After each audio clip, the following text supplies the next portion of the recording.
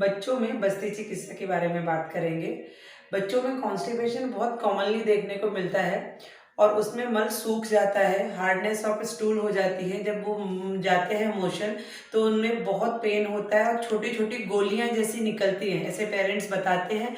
कभी कभी कुछ बच्चों में वो इतने प्रेशर लगाना पड़ता है कि उसमें ब्लड भी आ सकता है, मतलब फिशर्स की भी समस्या हो जाती है।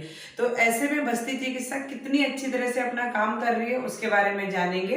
और ये प्रोसीजर आप देखिए कि बच्चे कितनी आसानी से बस्ती ले पाते हैं। छोटे बच्चे से लेके 70 ईयर तक के ओल्ड को भी कर सकते हैं। तो मैं ये बताना चाह रही हूँ कि आप लोग ये भ्रम ना करें कि छोटे बच्चों के लिए पंचकर्म नहीं है। पंचकर्म हर उम्र के लोगों के लिए है और सारे लोग उसका लाभ उठा सकते हैं। ये जो छोटी बच्ची है उसकी कंप्लेंट्स क्या थी, ये सारी चीजें उसकी मदर के मुंह से ही सुनेंगे। अभी हम प्रोसीजर देख लेते हैं कि किस तरह हम उसको करें। 3, 4, 5, 7, 9। ये बस्ती प्रोसीजर है जो बच्चे को हम मेडिकेटेड ऑयल धीरे धीरे उसके एनल रूट में इंसर्ट कर रहे हैं, बिल्कुल आराम से। कोई बच्चे को कोई तकलीफ नहीं होती है, बच्ची रोज आती है। अभी ये जो प्रोसीजर हमने किया था बस्ती चिकित्सा, ये बच्ची को मैं कम से कम 15 दिनों से हमने ये ट्रीटमेंट कराया है और ये मेन पंचकर्म है।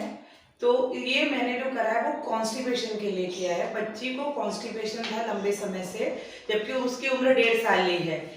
5-6 दिन में पॉटी जाना, पॉटी बहुत हार्ड होना और पेन होना, मतलब बच्चे के भले वो बोल ना पाए लेकिन डिस्कम्फर्ट हमें दिखता है। और भूख कम लगना, सही से फूड ना लेना, ये सारी चीज़ों को देख के बस्ती चिकित्सा मैंने प्लान की। अब मैं उनकी मदर से आपकी बात करा रही हूँ कि वो बताएंगे किस क्या तकलीफ थी और बस्ती देने के बाद अभी कितना रिलीफ है। मैम बताइए। जैसे कि डॉक्टर ने कहा कि इसको बहुत भूख नहीं लगती थी और दर्द होता था मोशंस पास करने के टाइम। 3-3, 4-4 दिन हो जाते थे और हम लोग को सपोजिटरी देना पड़ता था। लेकिन जब से बस्ती हमने चालू की है तब से इसकी ऑलमोस्ट क्या रोज ही मोशंस क्लियर होते हैं और उतना दर्द भी नहीं होता है उसको और भूख भी बढ़ गई है इसकी। 15 दिनों के अंदर ही हमको इसमें इसकी एपेटाइट में फ़र्क दिख रहा है और इसका वेट गेन हो गया है। कल डॉक्टर ने कौन सी नेहरू बस्ती करी थी, तो कल तो बहुत ही अमेजिंग इसका पेट साफ हुआ। हमको पता चला कि इसके पेट में इतना सारा मलबा इतने दिनों का जमा हुआ था और वो साफ होते ही शाम को उसकी भूख इतनी अच्छी रही, वो सोई।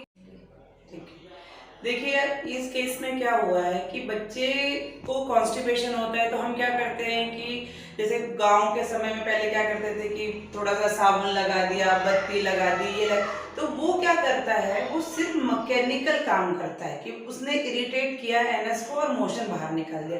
लेकिन हम किस पे काम कर रहे हैं, हम बस्ती के थ्रू उसके कॉज पे काम करें।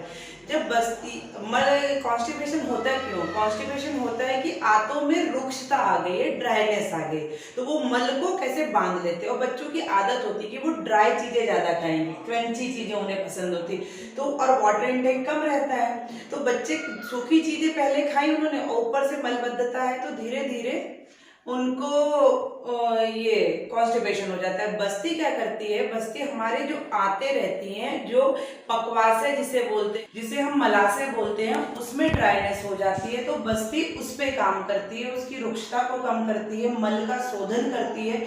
और जब अपान वायु का अनुलोमन होता है सही से, तो हमारे क्या होता है, पाचन, हमारी जो समान वायु है पाचन के लिए जो जिम्मेदार है वो भी अच्छे से काम करती है।